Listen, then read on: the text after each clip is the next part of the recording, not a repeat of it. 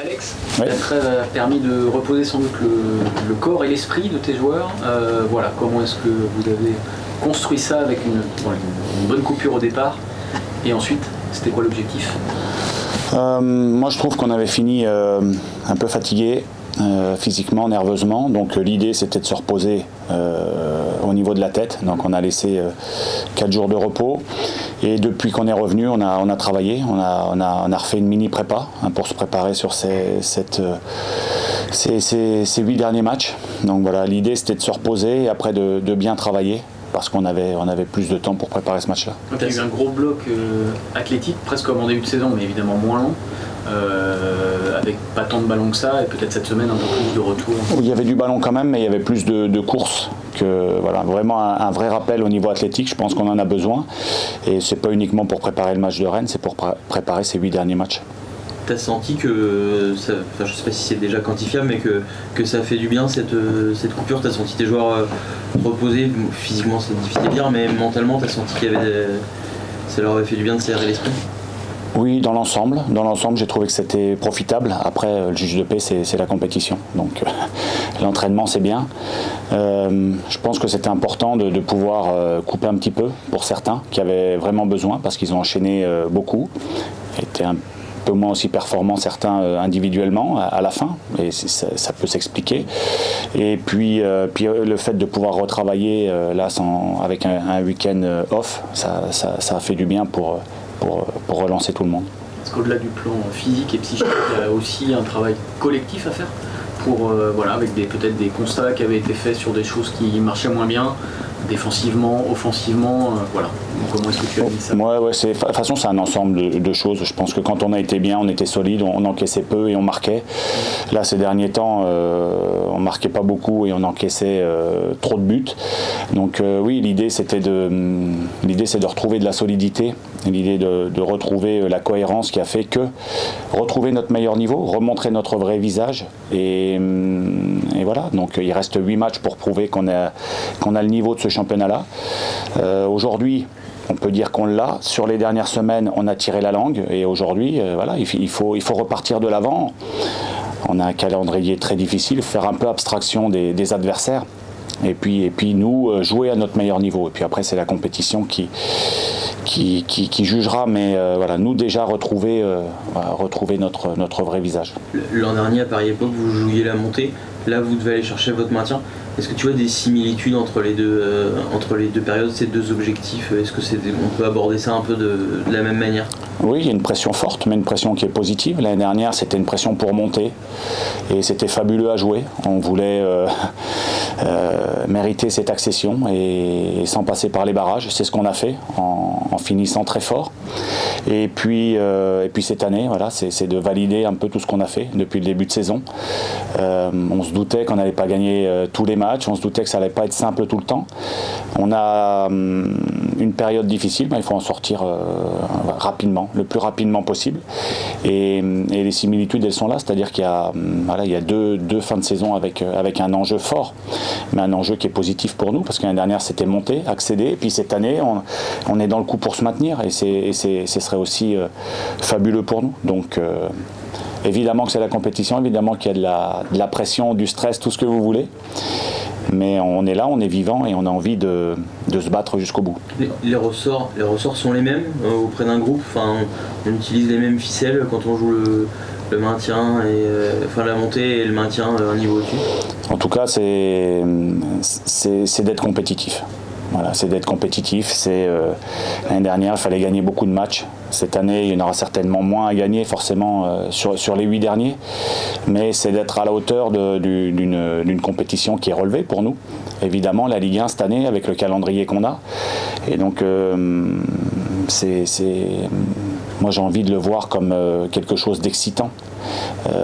Essayer de faire le maximum, prendre un maximum de points d'ici la fin pour qu'à la fin du championnat, on soit fier de ce qu'on a fait. Parmi les données importantes, il y a aussi l'état physique dans lequel tu as pu récupérer tes internationaux, parmi lesquels il y a des titulaires potentiels. Comment vont-ils? Est-ce qu'il n'y a pas trop de pépins? Tu as réussi à... Plutôt bien. Les joueurs plutôt en forme? Plutôt bien, ils ont pu participer à la séance collective d'hier, donc c'est bon signe.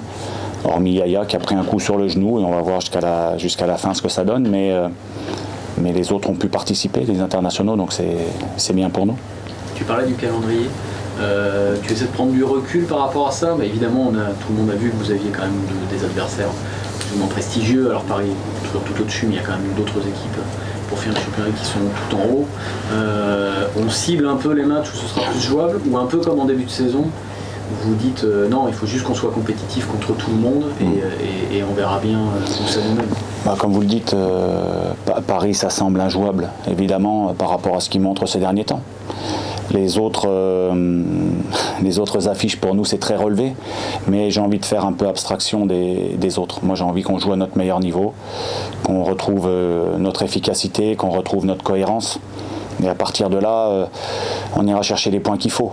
Si on n'arrive pas à retrouver le bon élan qu'on avait trouvé, ça sera beaucoup plus difficile, évidemment. Donc moi je pense que ça part de nous. Évidemment que certains matchs qui paraissent déséquilibrés sur le papier, mais ça de toute façon, la compétition dans son ensemble au début,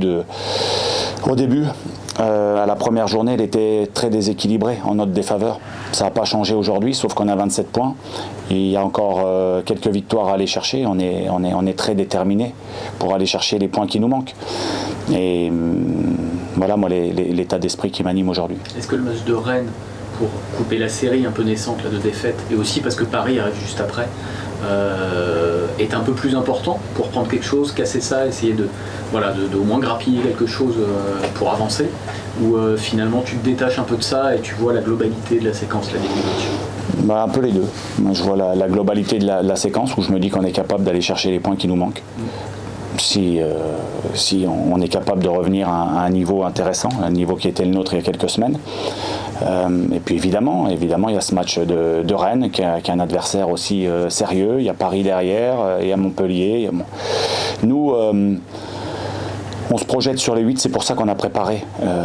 On s'est préparé physiquement pour les 8 derniers matchs, pas uniquement le match de Rennes. Ce qui montre aussi, nous, notre réflexion par rapport à ces dernières semaines. Évidemment qu'on ne peut pas miser tout sur ce match de Rennes, même si évidemment c'est un match important pour nous.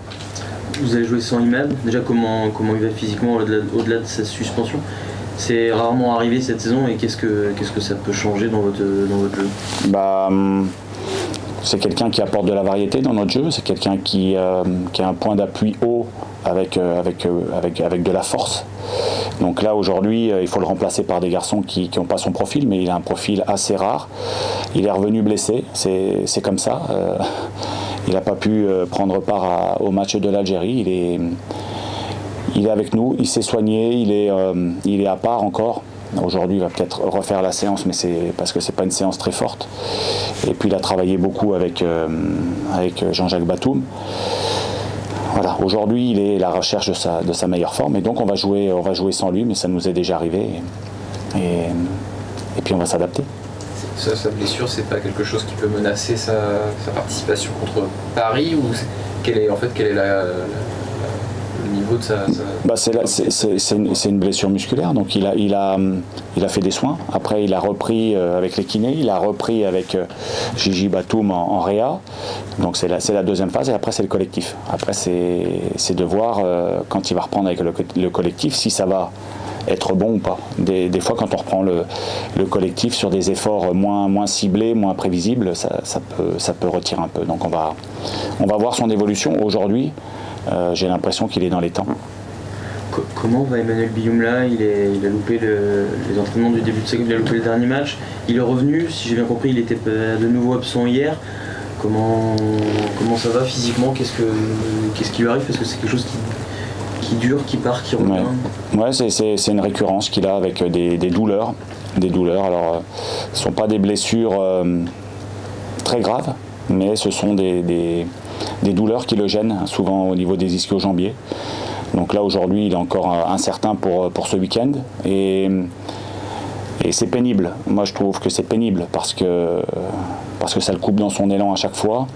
Et je pense que maintenant, ça occasionne chez lui il se pose beaucoup de questions parce qu'il se demande ce qui se passe. Donc, je pense qu'il sera amené à aussi voir des spécialistes, voilà, vraiment des spécialistes à ce niveau-là pour essayer de trouver la bonne solution et qu'il soit tranquille dans son corps et qu'il soit tranquille aussi dans sa tête, parce qu'aujourd'hui ça le perturbe beaucoup à juste titre. Ouais, voilà, faut l'accompagner physiquement, mais aussi mentalement, peut-être pour qu'il puisse passer au-dessus. Oui, moi je suis en colère contre la situation parce que on peut pas l'avoir avec nous sur le long terme.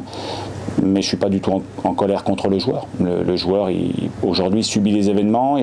Il a certainement une fragilité parce qu'à Bordeaux, il a subi aussi pas mal de blessures. Il faut qu'on trouve la solution. Voilà, tous ensemble, il faut qu'on trouve la solution parce que c'est un élément qui est important pour nous. Vas-y. Cette équipe du Stade Rennais va être bien différente de l'aller. Comment tu as pu l'analyser et qu'est-ce qu'il en ressort avec Nabil Bey à sa tête? C'est pas le même entraîneur. Il y a beaucoup de joueurs qui sont arrivés pendant le mercato hivernal. C'est une équipe qui, sur le papier, est très forte. Mais c'est comme ça, c'est comme je disais tout à l'heure. Il nous reste 8 matchs. Nous, je pense qu'il faut faire abstraction des adversaires.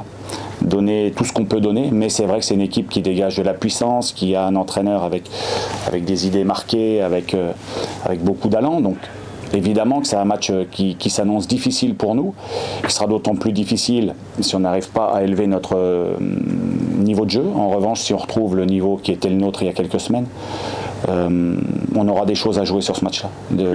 On aura des choses à jouer, mais voilà, ça dépendra aussi de ce qu'on va être capable de mettre en place. Plus solide défensivement aussi, certainement. Oui, bien sûr. Évidemment. Quand, ces derniers temps, quand on était solide, on a réussi à marquer, on a pris des points. Ces derniers temps, on a pris trop de buts pour pouvoir exister. Donc c'est l'affaire de tout le monde, bien évidemment. Et on a travaillé dessus. Donc j'espère qu'on va en tirer profit ce week-end. Ça reste une anomalie de voir Rennes à ce classement-là, ou à ce moment-là de la saison, malgré leur effectif, malgré les moyens qu'ils ont, c'est aussi le signe que voilà, le foot reste un peu aléatoire et que quand ça s'en marche mal, parfois ça dure. Oui, c'est dans ce sens-là. Brest, l'année dernière, c'était l'inverse. Vous avez déjoué tous les pronostics, ils avaient fini tout en haut. Et les saisons en Ligue 1 sont difficiles. Avoir des moyens, c'est pas forcément évident non plus. Une dynamique de groupe, c'est toujours difficile à mettre en place. Et donc voilà, ça prouve que le foot de haut niveau, c'est difficile avec des moyens aussi. Donc voilà, ça amène à beaucoup d'humilité. Mais sur ce que j'ai vu, moi, sur les images qu'on a présentées aux joueurs cette semaine, c'est une équipe qui reste très solide. Donc un gros match pour nous. Un petit mot sur Farid, qui n'a pas été si souvent titulaire les dernières journées. Est-ce que ça a été la trêve aussi, l'occasion pour lui peut-être de se retaper, mais peut-être pour toi aussi de lui dire que tu attends plus, parce que ça a quand même été un maillon très fort de la première partie de saison, et un peu comme l'an dernier, à un moment donné, l'inconstance est un peu revenue. Alors voilà, quel est toi ton regard sur sa période? En fin de compte, moi quand je fais mes choix, je regarde ce qui se passe pendant les matchs et aussi à l'entraînement, évidemment. Et puis je trouve qu'il était moins bien, mais c'est quelqu'un qui a besoin d'avoir de l'énergie pour jouer. Ces derniers temps, je trouvais qu'il avait un peu moins d'énergie, donc je le mettais soit au départ, soit en cours de match. Et puis je lui ai dit aussi que j'attendais plus de lui. J'oublie pas qu'il met un but important quand même à Reims lors d'une victoire qui avait été très importante pour nous. Voilà, moi Farid, depuis que je suis entraîneur, je l'utilise énormément. Énormément, il n'a jamais joué autant que depuis qu'il est au SCO que depuis que je suis arrivé à la tête de l'équipe, donc c'est quelqu'un que j'aime beaucoup, mais voilà, j'attends beaucoup de lui et j'espère que cette mini trêve a été importante, qu'il va réussir à retrouver ses jambes, son énergie, sa percussion, sa spontanéité aussi. On a besoin de ça. Notre équipe a besoin d'un Farid à son meilleur niveau et j'espère que ces quelques jours-là lui ont fait le plus grand bien. Est-ce qu'il y a d'autres bobos dans l'équipe, Imad suspendu, enfin blessé? Ouais, Untunji, Shérif, Imad, Bioumla aussi, point d'interrogation. Voilà. Yaya du coup Yaya a pris un coup assez impressionnant d'ailleurs, c'est son défenseur en venant redéfendre qui a taclé et il a touché Yaya. Voilà, on a bon espoir, mais aujourd'hui, on fait attention à lui.